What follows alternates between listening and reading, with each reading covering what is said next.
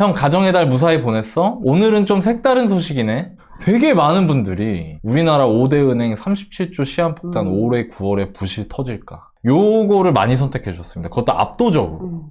그래서 제가 준비를 했죠. 제 전공이 부동산이지만 제가 옛날에 소시적에 금융회사에 다니지 않았습니까? 아니 부동산 공부만 열심히 하고 있었는데 이건 또 뭔 소리야? 37조 시한폭탄? 이게 뭐야? 또 불안하게. 오늘 방송 보시면 여러분들이 금융시장에 혹여나 위기가 온다고 하더라도 내 자산을 어떻게 지킬 수 있는지 그 방법을 아시게 될 겁니다. 제가 키워드를 뽑아봤어요. 9월 37조 왠지 모를 불안함. 이 키워드를 뽑은 이유는 이런 기사들이 갑자기 요 한 3, 4일 새에 물밀듯이 나오고 있기 때문입니다. 중앙일보에서 5대 은행 코로나빚 유예 37조 9월이 두려워. 원리금 상환 밀어준 대출만 37조 부실 터질라. 대출 연체율도 증가했는데 잠재 부실 37조. 여긴 한술 더 떠서 잠재 부실이래. 이런 기사가 갑자기 요 며칠 사이에 막 쏟아져 나오는 거예요. 여러분들께 제가 항상 이 구해줘월부 이슈 콘텐츠를 하면서 제가 항상 강조하는 게 있죠. 제목 보고 놀라지 말라라. 딱 보고 먼저 이렇게 내가 됐으면 하는 거 혹은 내가 되지 않았으면 하는 게 누구나 평상시에 기본적으로 있기 때문에 기사를 봤을 때 이성적 판단을 잘 못하거든요. 그래서 가끔 이런 네이버 뉴스나 이런 데서 기사 보면 댓글 달리는 것처럼 이렇게 쭉 보면 기사 내용 안 읽고 다는 게 태반이에요. 제목만 보고 다는 게 태반이더라고요. 그러니까 이게 사람들이 그런 거예요. 근데 우리는 그러면 된다 안 된다? 안 된다. 안 되지. 그러니까 찬찬히 내용을 봐야지. 첫 번째 기사가 좀 정리가 잘 돼 있어서 제가 여러분들께 소개를 한번 해드려 보겠습니다. 중앙일보 기사고요. 자, 원금이나 이자 납기가 연장된 중소기업 소상공인 대출. 이제 하나 더 알게 됐어요. 일반 대출이 아니라 무슨 대출? 중소기업 소상공인. 그러니까 저 제목에 있는 대출은 차주들이 중소기업이나 소상공인 같은 사업자들이라는 거예요. 2020년 코로나19가 국내에 발생한 이후 정부 방침에 따라 원금 상환 만기를 연장하고 이자 납부를 유예하는 금융 지원 조치를 했어요. 그리고 그 잔액이 36조라는 겁니다. 자, 이 36조를 떼보면 대출 만기 자체를 연장해 준 거예요. 그러니까 만기가 예를 들어서 23년 5월까지였는데 그걸 26년 5월로 연장을 해준 거죠. 그러면서 원리금 납부를 좀 줄인다거나 그 남은 기간 동안 할 수 있게. 그 다음에 원금 자체에 대한 상환을 유예하고 이자만 납부할 수 있게 해준 경우도 있고요. 이자도 유예해 준 경우가 있어요. 그러니까 이거 세 개를 다 나눈 게 잔액과 건수를 쭉 합쳤더니 잔액으로는 약 37조, 건수로는 여기 중복합계라서 20만 초반대 그 정도 건이 되는 것 같습니다. 자, 그럼 여기서 우리가 하나 생각해야 될 거. 왜 그랬을까요? 상환하기가 어려울 것 같으니까. 그렇죠. 코로나19 터졌을 때 중소기업 소상공인들 같은 경우에 일시적으로 급격하게 경기가 얼어붙었잖아요. 그렇죠. 왜냐면 대외 활동이 다 마감이 됐으니까. 그 코로나 3년 중에 최근 한 1년 반 정도는 이미 너무 사람들이 익숙해져서 크게 불편함을 못 느낄 정도였지만 처음에는 이걸 처음 보는 병이고 사람들이 공포와 패닉이 있었기 때문에 아예 외출을 안 했단 말이에요. 맞아요. 그때 막 고글 쓰고 다녔잖아. 막 방진복 입고 다니고 막 사람들 막 눈사람처럼. 그러니까 일반 이런 소상공인들 같은 경우에 어떻게 됐냐면 진짜 문 열어놓으면 파리만 날리는 거죠. 그러니까 이분들한테 대출 만기가 돌아오고 있는 게 있었는데 그걸 대출을 내라고 하면 그분들이 어떻게 내냐 이거예요. 그쵸. 그래서 정부에서 유예를 해줬었죠. 그게 한 번을 6개월 단위로 유예를 해줬거든요. 그래갖고 지금 5번인가 6번을 연장을 해서 지금까지 온 거예요. 자, 그런데 상황이 어떻게 됐어요? 코로나 끝났다며. 그러니까 이제 은행들이 이젠 갚아야지. 이제는 진짜 우리도 힘들어 하면서 돈을 받으려고 하고 있는 게 37조라는 거죠. 그리고 여러분들이 이거를 고른 이유가 뭘까 생각해봤더니 자, 이렇게 돼서 만약에 갑자기 대출 부분에서 부채 부분에서 뭐 폭탄이 터지면 금융 시스템 망가지고 금융 시스템 망가지면서 막 부동산 시장 얼어붙고 이렇게 되는 거 아니야? 그치. 약간 이런 고민들 때문이셨을 것 같아요. 그런 얘기를 제가 뒤로 이어서 계속 한번 해보겠습니다. 만약에 정부에서 정책적으로 이 대출 유예를 한 번 더 해주지 않는다면 9월부터 일단 상환을 시작해야 돼요. 그러니까 지금이 5월이니까 4달 남은 거죠. 근데 경기 둔화로 여전히 상환 능력은 약해요. 무슨 얘기냐면 경기가 좋아지고 나서 그 다음에 이분들이 체감할 수 있는 어떤 소득의 증가나 이런 게 있을 수 있는데 아직 경기는 코로나가 마감이 됐지만 이전 대비 많이 좋아졌다고 보기 어렵다는 거죠. 그래서 대출 연체율이 상승하고 부실이 현실화할 수 있다는 우려가 나오고 있다. 이게 지금 문제인 거예요. 그러니까 기간은 지났어. 유예해주기를 한 기간은 지났는데 돈을 갚을 수 있는 상황이 아닌 건 그렇죠. 여전하다. 그래서 이거를 이 금융지주, 이 5대 은행이 그 신한, 국민, 하나, 우리, 뭐 농협 이런 큰 데거든요. 5대장. 이 금융회사들이 이거를 미리 안다는 거지. 이 사람들이 보통 사람들이 아니거든요. 딱 보니까 못 갚을 것 같아. 그러니까 뭘 했느냐? 2조 200억의 대손 충당금을 적립했어요. 자, 대손 충당금이라는 걸 여러분들이 처음 들어보셨을 네. 겁니다.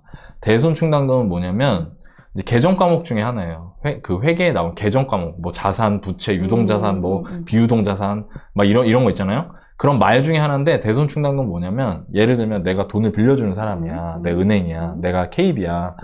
그럼 코크님이 소상공인이야.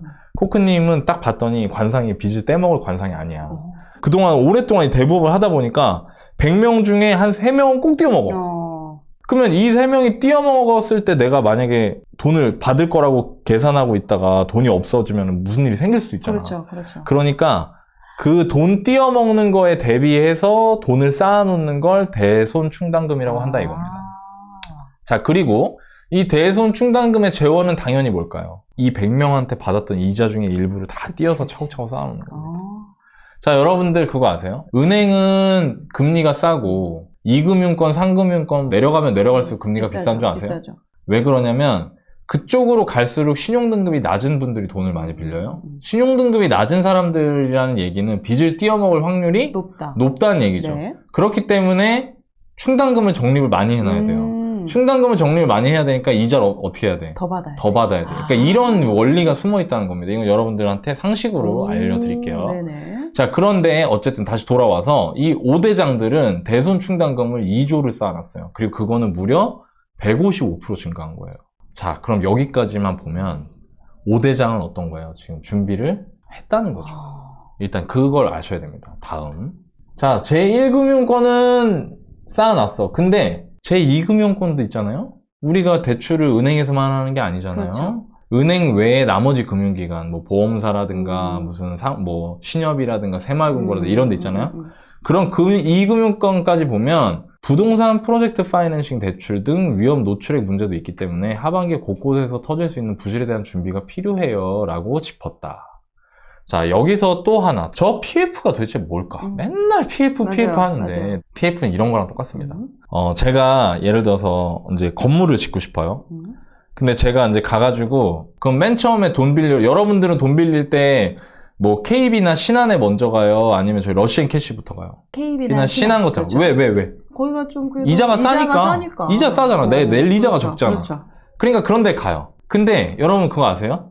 PF로 한번 진짜 뒤지게 힘들었던 적이 있어요. 언제냐면 예전에 금융위기 때. 그래서 우리나라 은행들, 이 5대장급 은행들 있죠? 시중은행들, 알려진 1군 브랜드들. 네네. 이분들은 프로젝트 파이낸싱을 거의 안 했습니다. 거기에 대출 안 해줬어. 근데 물론 프로젝트 파이낸싱이 뭐냐면 이런 거죠. 아까 제가 말한 것 같이. 그럼 제가 이제 KB로 갔다가 안 해줘. 그러면 어디로 가? 그 다음에 이제 새마을금고 그렇죠. 무슨 생명, 무슨 화재 이런 데 가는 거예요. 무슨 증권사 이런데. 그럼 가가지고 뭐라고 얘기하냐면 자, 여기 사진 하나 보여드릴게요. 저 이 사진에 보이는 이 공터 있죠? 여기다 제가 건물을 지을 겁니다. 건물을 지어서요, 이거를 분양을 이렇게 하려고 해요. 자, 그러면 원가 대비 지금 수익이 얼마 나고요? 그걸 가지고 제가 이 대출금과 이자를 갚겠습니다. 이렇게 얘기하는 거예요. 자, 그러면 이게 위험해, 안 위험해? 위험하죠. 왜냐면 아직 좀 확실하게 뭔가 될 수 있는 게 아니잖아요. 그러니까 제일 리스크는 그거죠. 분양 안 되면 어떡할 안 건데. 될 수도 있고. 그리고 분양가 떨어지면 어떡할 그렇죠. 건데. 시장 꺾이면 어떡할 건데. 이거거든. 근데 대신 그러니까 내가 금리를 조달하기가 어려우니까 돈을 더 주겠다고 말하겠지. 금리를 좀 더 높여서. 자, 그러면 돈을 빌려주는 사람 입장에서는 이건 거야. 이거 돈이 그냥 일반 사람들한테 대출해주는 것보다 이자 훨씬 많이 받아먹겠는데? 라는 욕심이 생겨. 근데 제가 항상 얘기하잖아요. 욕심에는 뭐가 따른다? 그만큼의 리스크가 따른다. 근데 이 PF가 엄청 호황이었어요. 맞아요. 왜? 상승량이 길었잖아요. 그래서 증권사 막 이런 데서 돈을 엄청 벌었어. 그러면서 끝물까지 간 거야. 그러니까 일반 투자자들처럼 고점까지 간 거지. 그렇게 했는데 이거를 이 1금융권은 예전에 한번 뒤인 적이 있으니까 야, 돈 많이 벌어도 안 할 거야. 이렇게 하고 안 했어, 이미. 근데 이분 말은 2금융권부터는 부동산 PF까지 지금 대출이 있다는 거지. 내가 건설을 하는 사람이고 호크님이 뭐 무슨 저축은행 무슨 금고 막 이런 데야. 나한테도 돈을 PF로 빌려줬어. 근데 이것도 지금 안 좋지. 근데 소상공인. 근데 소상공인들한테도 돈 빌려준 거야. 그것도. 근데 그것도 지금 안 좋으려고 그래. 그러니까 어떻게 되겠어, 여기 지금. 힘들어지죠. 지금 힘들어지. 그러니까 지금 이걸 얘기한 거예요. 이해됐어. 무슨 소리 안 들려요? 똑똑해지는 소리? 죄송합니다. 네네네. 네. 들린다. 네, 들려요? 네, 여러분들 지금, 여러분들 뉴런이 막 여러분, 이어지고 있는 소리 들리죠? 해주세요. 네. 자, 정리해보겠습니다. 네. 2023년 9월, 2020년에 찾아온 코로나 이후에 정부 주도로 진행된 금융 지원 조치가 종료될 예정입니다. 만약에요, 이 금융 지원 조치를 정부에서 더 이상 연장해주지 않으면 코로나 3년이 경과했음에도 불구하고 상환 능력 확보가 미흡한 중소기업이나 소상공인들은 정말로 힘들어질 수 있다는 거죠. 대출 갚는 게 어려워진다. 근데 그분들만 힘든 게 아니라는 거예요. 거기 돈을 빌려준 금융기관도 힘들어진다는 거죠. 그렇죠. 그런데 제가 아까 말씀드렸다시피 1금융권은 일단 PF 쪽에 부실화되어 있는 부실 채권 자체가 거의 없고 대손 충당금이 굉장히 많이 준비가 되어 있다 이겁니다. 문제는 2금융권이라는 거죠. 왜? 아까 제가 설명해드린 것처럼 부동산 PF 부실까지 지금 우려되는 상황이기 때문에. 맞아요. 그리고 또 금리 높아서 이금융권의 예금이나 이런 예치해둔 분들도 상당히 많으시거든요. 역시 똑똑하네. 내가 그 얘기 하려고 그랬거든. 이런 생각이 들어야 돼요. 큰일 났네. 이게 아니라 잠깐만. 나 새마을금고에 적금 있는데? 잠깐만. 나 무슨 저축은행에 예금 있는데? 이 생각을 하셔야 된다 이거예요. 자, 이 기사는 5대장들의 얘기고 그럼 2금융권 어떻게 되고 있는지 그걸 한번 찾아보겠습니다. 네. 자, 2금융권은 눈에 띄게 안 좋아지고 있어요. 기업 연체율이 수직으로 상승하고 있다. 수면 위로 떠오른 대출 부실. 여기서 정리를 잘 해놨어요. 그래서 제가 이 기사를 인용하는데 네. 지금 이거 보면 이거는 금융기관 기업대출 잔액 및 연체율입니다. 자, 이거 보면 2019년 4분기, 2019년 4분기면 2020년 3월에 코로나가 우리나라에 상륙했기 때문에 발생하기 바로 전분기죠. 진한 파랑이 은행이고요. 요 하늘색이 2금융이거든요. 진한 파랑의 대출이 900조였어요. 기업 대출이. 네. 그리고 여기는 350조 정도 됐거든요. 근데 이게 지금 2022년 4분기 3년이 지난 지금 현재 시점 기준으로 은행이 300조 정도 들었고요. 얘도 300조가 들었어요. 근데 비은행이 거의 2배로 늘어났네요. 자, 왜 그럴까요? 지금 5대장들은 막 죽는 소리 앓는 소리 하는데 솔직히 다 바닥 걸러가면서 해줬다 이거예요, 대출을. 근데 이분들이 대출이 안 나오니까 어디로 갔겠어요? 그치, 제2금융권으로. 똑같아, 우리 일반 사람들하고. 그러니까, 근데 또 제2금융권이 PF로 돈 번다 막 하니까 여기도 약간 돈 맛에 취해가지고 돈 막 빌려준 거지. 돈도 많겠다. 그러니까 652조로 2배가 들었어요. 그러니까 덩치로 치면 얘는 100%가 는 거고요. 얘는 그렇죠. 30%밖에 안 는 맞아요. 거예요. 네. 그러니까 이미 이 2금융권의 기업대출 비중이 굉장히 높아지면서 위험도에 노출이 되게 많이 되어 있다는 거죠. 자, 그러면 연체율은 어떠냐? 여기 연체율이라고 써 있잖아요. 비은행 금융기관. 자, 이 부분만 띄워보는 거죠. 네. 이제 2금융권만. 1개월 이상 원리금 연체한 사람들의 비율이 지금 2022년 4분기 들어서 거의 코로나 이후 최고 수준까지 올라왔어요. 그러네요. 1금융권은 대손 충당금도 두텁게 쌓아놨고 우려되는 채권도 별로 없어요, 사실. 근데 2금융권 같은 경우에는 최종 지표, 그러니까 뭐 좋네 안 좋네 해도 결국에 연체율이 괜찮으면 별 문제 없다는 거잖아. 근데 연체율이 단기간 내에 엄청나게 큰 폭으로 급등을 하고 있다는 거죠. 이게 지금 무서운 거예요. 그럼 왜 연체율이 올라가느냐? 금리 인상을 1년 반 정도 전부터 했거든요. 1년 정도 전부터 급격하게. 여러분들이 돈을 빌렸어요. 금리가 막 올라. 그럼 처음엔 어때? 뭐야 하면서 갚죠. 내죠. 자, 근데 지금 금리 오른 지 여러분들 금리 인상한다 소리 들은 지 지금 거의 1년 됐죠? 그러면 오른 상태에서 내가 부담이 되는데 계속해서 돈을 내고 있었어요. 근데 그 중에 그게 부담이 됐던 사람들, 정말 턱밑까지 차오른 사람들은 이제 서서히 갚지 못하고 있다는 얘기예요. 한계에 다다를 수 있죠. 한계에 가까워지고 있다는 얘기죠, 이게. 자, 그러면 이 2금융권 부실이 우리에게 미치는 영향은 뭘까? 어떤 분들이 이럴지도 몰라요. 저는 2금융권에 직장 다니지 않는데요. 저는 소상공인이 아닌데요. 저는 자영업자가 아닌데요. 네. 그럼 여러분들한테 미친 영향이 없을까? 그렇지 않죠. 최근에 이런 우려가 많은 사람들한테 영향을 미친 사례가 있습니다. 얼마 전에 미국에서 SVB라는 은행이 파산했던 거 얘기 들으셨죠? 이 2달 동안 되게 많은 일이 있었어요. 그리고 여러분들이 지금 현재 2달이 지난 현재 뭐야 별거 아니었잖아 라고 생각하게 됐던 결정적인 계기가 있습니다. 그게 뭐냐, 미국 재무부에서 개입을 했죠. 네. 야 우리가 개런티 한다, 걱정하지 마, 이렇게 나섰습니다. 즉 저 실리콘밸리 뱅크가 작은 은행은 아니었거든요. 근데 저 은행이 파산을 해버렸단 말이에요. 어찌됐건 간에 실리콘밸리 뱅크가 자산 운용을 잘 못했어요. 만기가 긴 채권 위주로 갖고 있었는데 사람들이 갑자기 돈을 막 인출을 해가는데 현금이 없어. 그럼 자산을 팔아야 되잖아. 만기가 남은 거야. 그러니까 예를 들면 내가 전세 2년짜리 전세를 주고 있는 집이 하나 있는데 전세 재계약한 지 3달밖에 안 됐어. 그러니까 만기가 1년 9개월이 남았는데 내가 갑자기 급전이 필요해. 그럼 이 집을 팔아야 되죠. 그렇죠. 근데 금매로 팔겠죠, 그러면? 그렇죠. 금매로 파니까 이 집이 어떻게 돼요, 집값이? 가격이 떨어지죠. 뚝 떨어지죠. 그러면서 손실이 엄청나게 늘어났어요. 그래서 나중에 어떻게 됐냐면 사람들한테 돈을 빼줄 수가 없어. 근데 여러분 그거 아세요? SVB의 돈을 가져가려고 했던 사람들은 이걸 또 귀신같이 안다는 거지. 그럼 어떻게 되냐? 뱅크런이 일어나는 거예요. 너도 나도 이제 다 빼려고. 야야야, 쟤 이상하다. 야 빨리 너 내 돈 내놔. 돈 빼. 이렇게 되는 거죠.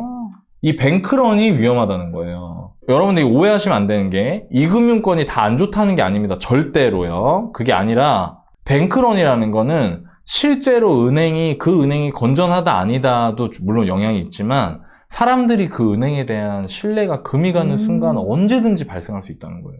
저도 이 방송하는 게 되게 조심스러워요. 왜냐면 우리나라 이 금융권이 다 뭐 엉망인 게 아니잖아. 여러분 오해하시면 안 돼요. 근데 사람들이 이거 여기 내가 돈 맡기는데 좀 불안한데? 라고 생각이 드는 순간 은행으로 달려가서 모두가 돈을 달라고 한다. 그러면 은행은 돈을 줄 수 있다 없다? 없다. 없어요. 왜? BIS, 즉 자기자본 비율 지급준비금. 지급준비율이 우리나라 은행은 10%에서 20% 정도밖에 안 돼요. 그러니까 무슨 얘기냐면 내가 예금을 100조를 받았잖아요. 그럼 현금으로 갖고 있는 게 10조 정도밖에 안 돼요. 나머지 90조는 다 딴 데다 굴리고 있는 거예요, 은행이. 그치. 근데 그 100조의 예금을 맡긴 사람들이 갑자기 모두가 다 나한테 돈을 달라고 하면 이 은행이 어떻게 돼요? 망하지. 파산하는 거죠. 그러니까 그런 일이 벌어질 수 있다는 겁니다. 이 연체율이라는 게 그래서 무섭다는 거예요. 그리고 우리나라가 이런 게 있어요. 제가 요즘 느끼는 건데 뱅크런이라는 거 우리가 딱 떠올려 보면 은행 앞에 사람들이 길게 줄 서 있고 이런 느낌이잖아요. 근데 지금은 요새는 거의 뭐 인터넷으로 진행을 하다 보니까 어마어마한 속도로 일어나요. 되게 빠르게 내 돈을 먼저 뺄 것 같아. 굉장히 빠른 속도로. 그러니까 하루아침에도 이게 일어날 수 있다. 이거 그 그럴 수 있을 신뢰에 것 금이 같아요. 가는 순간. 그러니까 여러분들이 이 내용을 잘 알아야 된다 이겁니다. 내용 정리해 볼게요. 이금융권 연체율이 지금 올라가는 상황에서 우리가 해야 될 일은 여러분들이 갖고 있는 현금성 자산의 포트폴리오를 점검하셔야 돼요. 그러니까 무슨 얘기냐면 작년 한 6개월, 7개월 전에 만기 1년이 아직 안 됐는데 작년 가을, 겨울 이럴 때 여러분들 그때 뭐가 유행이었죠? 고금리. 은행에 오픈런 한다고 해갖고 막 뉴스 나오고 했던 거 기억나세요, 여러분? 맞아요. 왜냐면 막 5%씩 주는, 이자 막 7%씩 준다니까. 사람들이 막 거기, 뭐 주식도 안 좋아, 부동산도 안 좋아 이러니까 현금 가지고 있는 거를 거기다 막 넣었단 말이에요. 여러분들 중에도 그런 분들 많을 거예요. 그러면 그거를 한번 점검해 봐야 돼요. 내가 돈 넣은 금융기관에 뭘 봐야 돼요?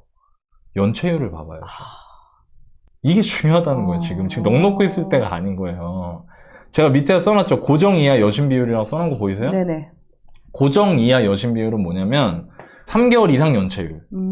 그게 고정 이하 여신 비율이거든요. 그럼 저거를 확인해 볼 수 있다는 거죠. 어디서 확인하냐?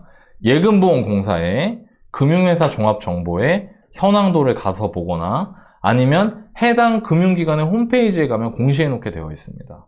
그걸 확인해 보세요. 제가 여러분한테 여기서 예시로 한번 보여드리겠습니다. 네네, 보여주세요. 예금보험공사 홈페이지입니다, 이게. 금융회사 종합정보로 들어갑니다. 자, 여기 보면 은행, 금융투자업자, 네네, 뭐 보험회사 저축에 다 있죠. 그럼 우리 이 중에 저축은행 한번 저축은행. 볼까요? 여기 현황도가 있습니다. 현황도. 현황도 보면 이렇게 평균 이런 게 있어요. BIS 비율 13%죠? 예. 네, 예금 대비 13%. 13% 갖고 있다 이겁니다, 현금. 단기순이익 얼마, 뭐 이렇게 있어요. 이거를 그냥 플러스라고 돼 있는 걸 한번 눌러보세요, 서울에 있는. 네. 그럼 이 밑에 가면 이렇게 많아. 그럼 이 중에 아무거나, 만약에 내가 SBI 저축은행에 내가 네, 예금 한번 들었다. 눌러볼까요? 그럼 눌러봐요. 이 중에 제가 아까 뭐 보라고 했죠? 고정이야 여신 비율. 그거가 연체율이라고 했잖아요. 네네, 3개월 연체율. 내려와요. 왜? 2.6%. 고정이야 여신 비율. 올라가곤 있는데 서울에 있는 저축은행의 평균은 3.8%고요. 요 최근 거 네. 4.2% 올라가고 있죠? SBI 저축은행은 몇 프로? 2.6%. 상대적으로 연체율이 낮다는 거죠. 이런 식으로 여러분들이 가입하고 계시는 이금융권 예금이 있다면 찾아보시기 바랍니다. 오해하시면 안 돼요. 네. 여러분들이 갖고 있는 예금이 전부 다 난리라고 제가 그런 식으로 말도 안 되는 선동을 하는 게 아니라 알아보자 이거예요. 확인 한번 해보자. 확인 한번 해보자는 겁니다. 자, 이걸로 점검을 해보셔야 되고요. 두 번째. 내 예금 적금이 예금자 보호제도에 부합하는지 확인해 봐야 돼요. 그치. 자, 근데 이걸 제가 밑에 공식을 만들었습니다. 네. 5천만 원 나누기 1 플러스 예금금리. 이게 무슨 얘기냐면 예금자 보호제도는 5천만 원까지 되는데 어떤 분들이 원금만 5천만 원이면 다 되는 줄 알아요. 그게 아니라 원금과 뭐? 이자 포함. 이자 포함. 자, 그러면 이렇게 되는 거죠. 내가 예를 들어 5%에 넣잖아요. 네. 그러면 5천만 원까지 보장을 해주니까 내 불입 원금이 얼마여야 이자까지 다 이제 개런티를 받을 수 있냐면 1.05를 5천만 원으로 나누면 돼요. 그러니까 쉽게 말하면 이거예요. 4,700 얼마거든요. 4,700만 원이라고 쳐요, 그냥. 그럼 4,700만 원을 내가 원금으로 내면 이자까지 다 받을 수 있어.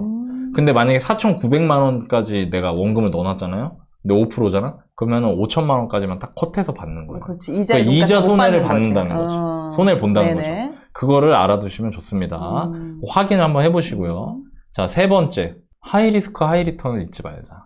그러니까 여러분들이 구해주얼부를 오랫동안 보신 분들이면 조금 느낌이 오실 수도 있는데 그 순간에는 여러분들이 되게 공감이 안 되고 저 사람 무슨 소리 하는 거야. 저 사람이 이상한 소리 하는 거야 라고 하는데 시간이 지나면 저 사람이 그때 그래서 이런 말을 했구나 라고 생각되시는 것들이 있을 거예요. 그리고 예금 막 올라갈 때 제가 제 주변에도 얘기했거든요. 네가 잘 모르는 금융기관이면 이자 1, 2%덜 받더라도 좀 생각을 해봐라. 저는 그런 얘기 되게 많이 한단 말이에요. 왜냐면 이런 걸 많이 봐왔기 때문에. 그리고 이게 이 시장 여러분들도 관심이 있고 공부 열심히 하시니까 부동산 시장, 주식 시장, 금융 시장이라는 게 순간적으로 손가락 뒤집듯이 이렇게 돼버려요.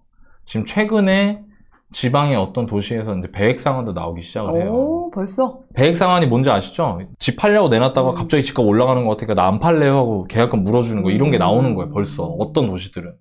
그러니까 항상 내가 지금 잘 되고 있을 때는 안 좋을 거를 생각을 해야 되고요. 내가 안 좋을 때는 좋아질 수 있다는 걸 생각을 해야 되거든요. 맞아. 여러분들이 은행에 예금을 넣는 것만큼 쉬운 어떤 내 재정적 의사결정이 어딨어? 이건 쉽지 않아, 솔직히. 예금 안 하는 사람이 어딨어. 솔깃해. 야, 여기 금리 7% 준대. 여기 8% 준대. 그러면 한 번쯤은 생각해보자. 왜 많이 줄까? 이 은행은 왜 도대체 나한테 금리를 많이 쳐주려고 할까? 이거를 잘 생각해보셨으면 좋겠다. 돈을 잃는 사람은 얼마를 벌 수 있는지부터 보지만 돈을 잃지 않는 사람은 얼마나 위험한지부터 봐요. 7%를 보는 순간 어떤 사람은 7% 이자부터 생각하지만 어떤 사람은 왜 7%나 주지를 생각한다 이 말이에요. 그거를 반드시 여러분들이 알아두시면 좋을 것 같습니다.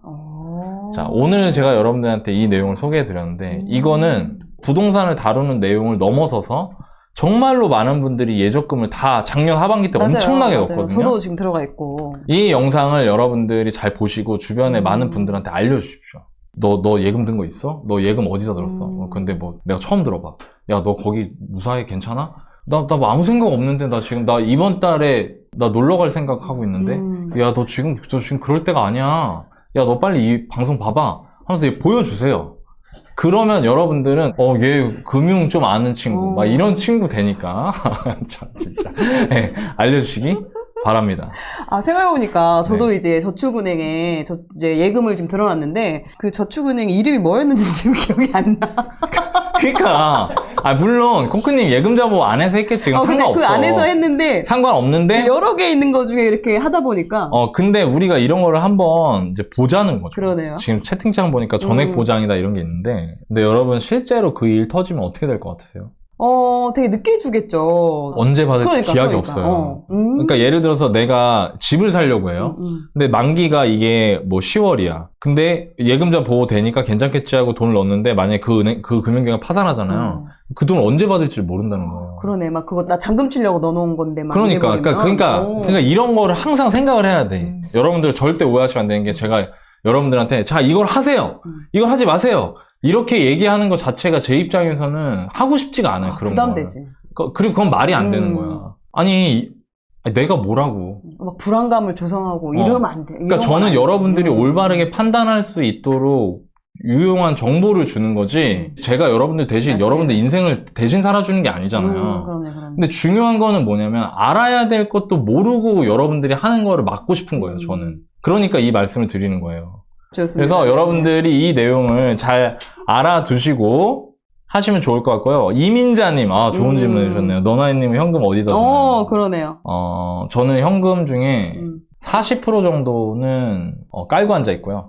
나머지 단들 쓸 수 있는 현금성 자산 중에는 25% 정도는 주식에 있고요. 주식, 엄밀하게 말하면 주식이 아니라 ETF에 있어요. 왜냐면 저는 주식 투자할 줄 모르기 때문에. 그 다음에 현금을 많이 갖고 있고요. 저도 고금리 예금, 그러니까 5%짜리 예금에 전체 현금 자산의 30% 정도 들어있어요. 그러니까 50%는, 나눠서? 50%는 생현금, 30%는 고금리 예금, 20%는 주식. 이렇게 갖고 있고요. 저도 5%가 넘는 데다 넣어놨어요. 여러분, 저 안 했다는 게 아니에요. 근데 저는 이런 걸 확인한다는 거예요. 그러니까 여러분들도 이걸 확인해보시고 의사결정 하시는데 도움이 됐으면 좋겠습니다. 네. 좋습니다. 저는 지금 만기가 지났는데도 불구하고 게을러서 좀 안 빼고 있었는데. 빨리 다시 빼세요. 한번. 끝난 줄 아셨죠? 부동산 얘기 안 할 수 없잖아요. 끝난 거 네. 아니었어? 네. 가정의 달 보너스입니다. 여러분들한테 제가 지친 곡간도 지치고 체력도 지쳤을 여러분들께 보너스를 드립니다. 좋습니다. 자, 연체율과 부동산 시장은 어떤 관계가 있을까? 그거를 한번 보여드릴게요. 자, 여러분 이거 보시면 제가 한국은행 경제통계 시스템하고 KB 부동산 시세 통계를 가지고 연체율과 서울 아파트의 매매 전세가의 상관관계를 한번 같이 그려봤습니다. 네, 좋습니다. 네. 2005년 5월부터 연체율 통계가 있어요. 월 단위 통계가. 그래서 2005년부터 그렸고요. 이 막대 그래프가 연체율이고 이 꺾은 선 그래프가 매매 전세 시세라고 보시면 됩니다. 자, 보면 하나씩 설명해 드릴게요. 요 중간중간 회색 막대 그래프, 그게 가계대출입니다. 가계대출의 연체율. 그리고 노란색 막대 그래프가 기업대출의 연체율. 그리고 이 하늘색 막대 그래프가 신용카드 대출의 연체율입니다. 그리고 파란색 꺾은 선 그래프가 서울의 매매가, 아파트 매매가. 네. 붉은색 계열의 꺾은 선 그래프가 서울의 전세가입니다. 네. 이때 뭐야?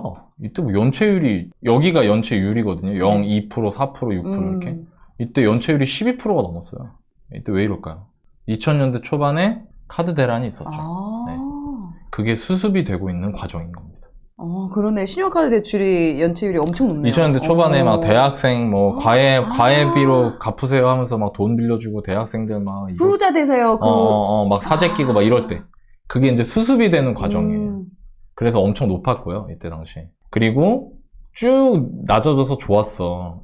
언제? 2007년 말에. 그랬다가 2008년에 갑자기 뭐가 올라가냐면 이 회색은 거의 그대로죠. 네네네. 근데 뭐가 올라가요? 기업 대출하고 노란색 기업 대출이 급격하게 올라가죠? 그리고 신용카드 대출도 올라가죠? 네. 금융위기 때문이거든요. 금융위기 때문에 기업들이 작은 경색이 왔어요. 그랬다가 이게 서서히 어떻게 돼요? 노란색이, 레벨이. 점점 좋아지죠? 네. 근데 이 가계대출은 갑자기 어떻게 돼? 쑥 올라가나요? 왜 그러냐면 이때 감원 같은 거 하면서 기업 대출이 결과적으로 가계로 전이가 된 거죠. 그러니까 기업들이 내가 대출 못 갚게 생겼으니까 사람 막 감원을 해. 이 사람들은 소득이 없어졌잖아, 그러면. 그렇지, 이 사람들이 갑자기 막 가계대출이 올라가. 그리고 이 신용카드 대출 연체율이 항상 높아요, 제일. 예, 진짜 신용이기 때문에. 그러니까 이게 좀 줄어들었나요? 언제 줄었냐면은 이때. 코로나 때. 코로나 때 연체율이 다 역대 최저 수준으로 내려와요. 소비를 줄여서 그런가요? 아니죠. 돈을 빌려서 맡기가 쉬웠기 때문이죠. 그러니까 돈을 많이 풀었잖아요. 네. 되게 저금리로. 그러니까 금리가 낮아지니까 연체율도 낮아지고 동시에 내가 당장 급하면 딴 데서 더 낮은 금리로 돈을 빌려갖고 메꿀 수가 있어요. 대환하고? 그러니까 돌려막기가 됐었잖아. 그러니까 돈이 풀리는 게 여기 영향을 주는 거예요. 자, 일단 이런 맥락을 보고 그 다음에 한번 시기를 볼게요. 자, 이때 연체율이 갑자기 올라갔죠. 그리고 이때 연체율 수준 되게 높았죠. 신용카드의 연체율 기준으로 보시는 게 좋아요. 네, 신용카드. 왜냐면 신용카드가 이 등락이 크기 때문에 시장을 보기가 편하거든요. 네네네. 자, 연체율 올라가니까 어떻게 돼요? 아파트 매매가 조금 떨어졌죠. 그리고 그 뒤로 연체율 갑자기 쭉 올라가니까 어떻게 돼요? 매매가 또 떨어져요. 쭉 빠지죠. 연관이 없진 않다는 거지. 연체율 낮아지면서 어떻게 돼요? 가격은 올라. 그러니까 뭐냐면 연체율이라는 건 곧 시장의 유동성을 표현한다는 거예요. 연체율이 높아지는 가장 대표적인 이유는 금리가 올라서겠죠. 반대로 연체율이 낮아지는 가장 대표적인 이유는 금리가 낮아서예요. 그게 그리고 유동성을 표현한다는 거죠. 유동성이 쪼그라들 때 연체율이 올라가는 경우가 있다.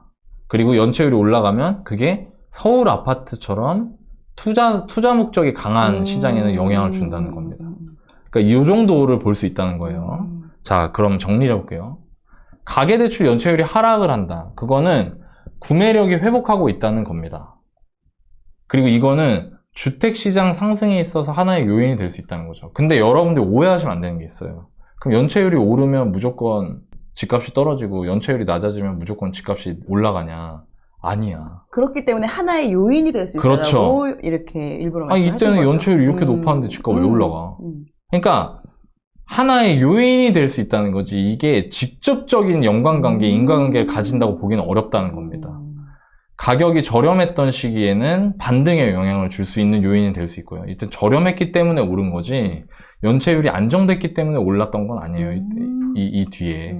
예. 그리고 가격이 저렴하지 않았던 시기에는 버블 형성에도 요인이 될 수 있다는 거죠. 왜? 이때는 이미 많이 올라왔잖아요, 이렇게. 그렇죠, 그렇죠. 이 상태에서 연체율이 떨어지니까 구매력이 증가하면서 오히려 이게 결과적으로 버블이었잖아요. 그러니까 여기에 영향을 줄 수 있다는 거죠. 반대도 가능하다. 가장 중요한 건 가격 수준이다. 항상 강조하는. 지금 집값이 싸냐가 제일 중요한 거예요. 그렇지만 이 연체율도 여러분들이 참고 지표로 활용하실 수 있다는 거죠. 예전에 제가 얼마 전에 해드렸던 거래량처럼. 네. 그래서 뭐 거래량, 연체율, 여러분들은 이제 내 집 마련하시는 게 작은 결정이 아니니까 네. 고민이 많이 되시면 이런 것들을 참고 지표로 활용해 보셔도 괜찮을 것 같습니다. 여러분들한테 의미 있는 시간을 드리고자 제가 이 일을 시작을 했는데 연체율은 저도 처음 봤거든요. 예, 공부할 수 있는 계기가 돼서 여러분들께 오히려 제가 감사하다는 말씀을 드리고 싶습니다. 저 고맙죠. 네, 여러분들을 가족처럼 생각하는 월급쟁이 부자들이 되겠습니다. 시청해 주셔서 감사합니다. 지금 이제 가족처럼 여긴다고 하니까 하나 더 물어볼게요. 네, 아니요. 지금 아니요.